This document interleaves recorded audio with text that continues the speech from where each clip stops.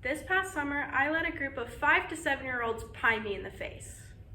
Okay, for a little background, I was a teacher for Vacation Bible School, and we wanted to see what group of students could bring in the most shoe donations for a local foster closet. And I had a very ambitious 6-year-old decide that he was going to bring in 100 pairs of shoes. Okay, yeah, sure, I thought. Maybe he'd bring in 10 or even 20, but there was no way he was going to bring in 100. Especially since I thought he didn't know how to count that high. But as the week progressed, he brought in more and more and more pairs of shoes. Honestly, if you asked me, I thought he raided some elves for a minute. But by the end of the week, he managed to bring in 100 pairs of shoes, which meant a group of little kids got to pie me in the face. And I am still blowing whipped cream out of my nose. Even though I wasn't very happy about getting a pie in the face, I felt so proud of this little boy. But I also felt horrible for underestimating his capabilities. But the truth is, we tend to do this a lot more than we realize. We underestimate kids' words and actions. We think kids are saying the darnest things, when sometimes they could be saying the smartest things. And believe me, I've heard adults see dumber things than an 8-year-old. Kanye. Kids have such powerful voices, but we tend not to listen to them until they're much older. So first, let's look into the problem with us not listening to kids, some of the consequences that can happen if we lie to them, before finally finding some solutions. We don't listen to kids. We think that they're lying or they're making up a story. But very rarely do we genuinely listen to them.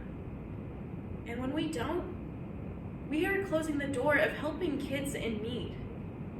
A very good example of this is the former Nickelodeon child star Jeanette McCurdy. For years, she suffered emotional and psychological abuse at the own hands of her mother. Jeanette's power and humanity was stripped from her at such a young age. She wrote in her memoir that she released earlier last year that her mom subjected her to an eating disorder to help her stay thin for her roles, subjecting her to weekly weigh-ins and body measurements that started years-long struggles with anorexia and bulimia. The things Jeanette McCurdy went through as a child actress are unimaginable. But for so long, we didn't believe her. Or we even tried to quiet her at one point.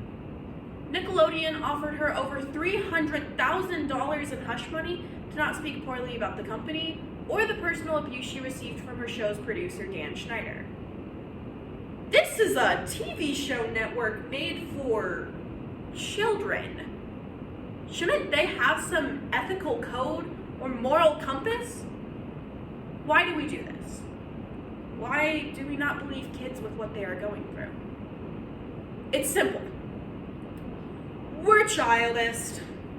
Okay, wait. I know what you're thinking. I can't be a childist. I know children. All jokes aside, childism by its definition is the prejudice against children on the ground belief that they are property, and they should be there to be used to serve adults' needs and purposes. Believe me, I know that sounds a little extreme. So think about it this way.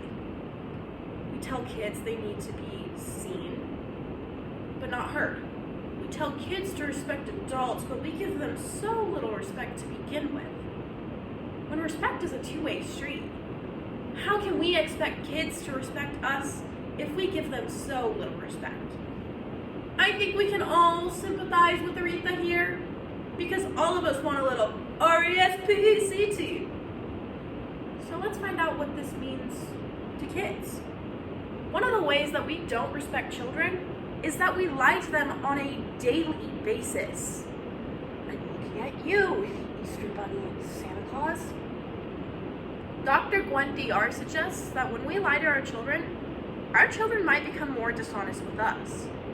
Not only that, but when parents make it a habit not being honest with their children have a higher risk of developing aggressive and antisocial behavioral problems. So let's stop blaming the video games for that issue. Obviously, no one wants this for their child, right? Even when people have good intentions for not being honest, the act of discontent can lead to a decreased sense of trust. When kids, or anyone else for that matter, is lied to, they feel irrelevant and unimportant. And obviously no one likes to feel that way, right? So what happens when parents lie to their children? Dr. Barbara Greenberg published an article in Psychology Today explaining why we shouldn't.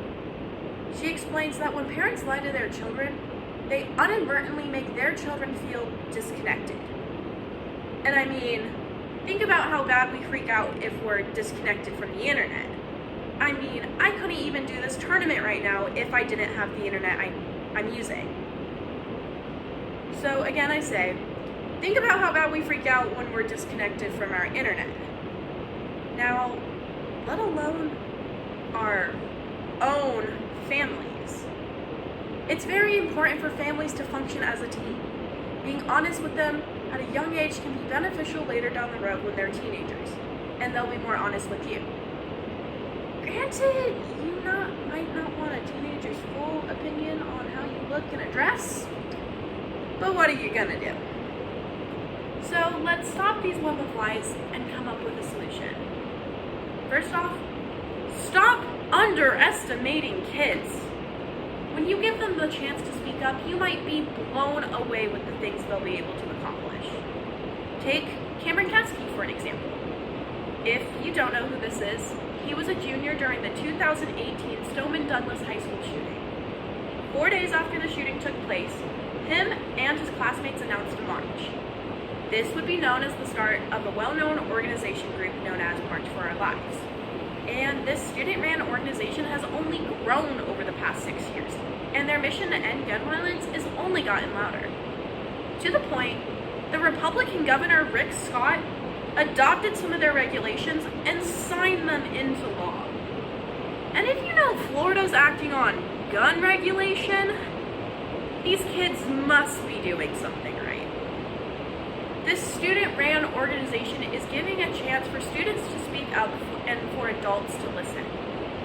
Which leads me to my second point. Giving them a platform to speak up on. I was very fortunate enough to have a speech and debate team in my middle school and high school, so I could talk on topics that I was passionate about. And I could inform adults about them too. But I guarantee you, if you go up to a group of middle schoolers, they'll tell you what they want to change in this world. Whether it's something as small as an extended lunch period to something as major as the climate crisis. But just taking the opportunity to listen to them will make them feel genuinely listened to. And who knows? Maybe they'll start to listen to us when we say to go clean their room or take out the trash. At one point or another, we have all fallen victim to underestimating and lying to kids. But if we open our minds, we might be blown away with what today's children will be able to accomplish. I was this past summer. Since that little boy had brought in the most pairs of shoes out of everyone in VBS, we brought him and his family to come with us to the foster closet we would be donating these shoes to. This little boy got recognized for bringing in so many pairs of shoes that would go towards local foster kids within our community. Since then, he's been working with our elementary schools to get bins put in place so the foster closet can get more and more donations.